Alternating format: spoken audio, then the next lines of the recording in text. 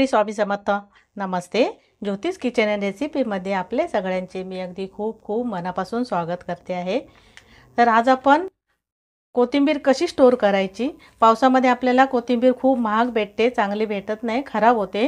तर ते आता आपण ती स्टोर कशी करून ठेवायची ती दाखवते तुम्हाला मी ते आता हे 2 जुड्या कोथिंबीरच्या स्वच्छ असे साफ करून घेतले आहेत.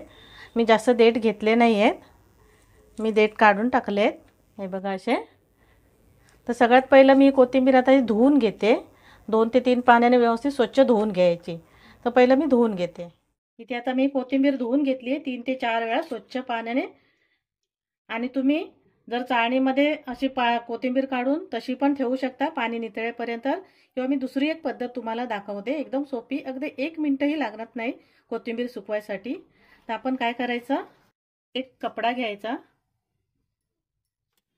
आणि त्यामध्ये ही कोथिंबीर सर्व काढून घ्यायची अशी. खूप सोपी पद्धत आहे आणि छान आहे.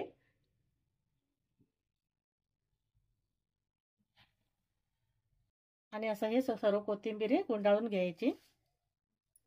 असे मी आता ही कोथिंबीर घेतली, याच्यातनं पाणी गळतंय बघा. आपण आता काय करूया मी दाखवते तुम्हाला. इथे मी वॉशिंग मशीन आहे, त्यामध्ये ठेवून द्यायचं. हे बघा ओलं आहे.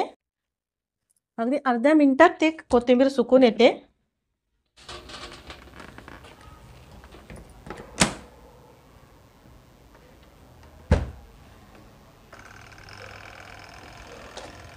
मी 1 मिनिटही नाही ठेवत आहे, बघा दाखवते तुम्हाला. आता मी फक्त इथे 1 ते अर्धा मिनिट फक्त मशीनमध्ये फिरवून घेतलंय. तुम्हाला मी दाखवते किती लगेच कोथिंबीर सुकली जाते, पाणी सर्व निघून जातं त्यात. आता मी तुम्हाला ही कोथिंबीर खोलून दाखवते. अर्ध्या मिनिटात बघा पूर्ण पाणी आणि कोथिंबीर एकदम छान अशी सुकली गेली आहे. पूर्ण पाणी गेलं निघून, जराही पाणी राहत नाही. अगदी सोपं आहे आयडिया, नक्की करून बघा असं.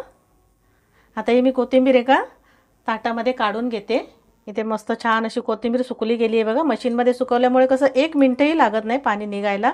तर ही कोथिंबीर तुम्ही अशी वाळू शकता कडक उन्हामध्ये, किंवा बारीक कापूनही वाळू शकता. तर मी आता ही वाळवणार आहे कापून, त्याच्यामुळे कसे देठ वगैरे असले तर ते पटकन सुकून जाणार. तर मी आता हे कापून घेते. ते मी बारीक चिरून घेतली कोथिंबीर एकदम. हे बघा.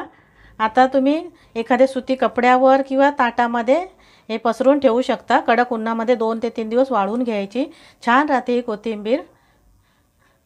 आता मी 2 ताटामध्ये ठेवून देणार आहे सुकवायसाठी. इथे आपण कोथिंबीर चिरून घेतलेली आणि 1 दिवस मी उन्हात वाळवून घेतली आहे. मस्त छान अशी झाली आहे एकदम. एका दिवसातच ही वाळली गेली आहे, कारण आपण बारीक कापून घेतलेली आणि देठ पण घेतले नव्हते.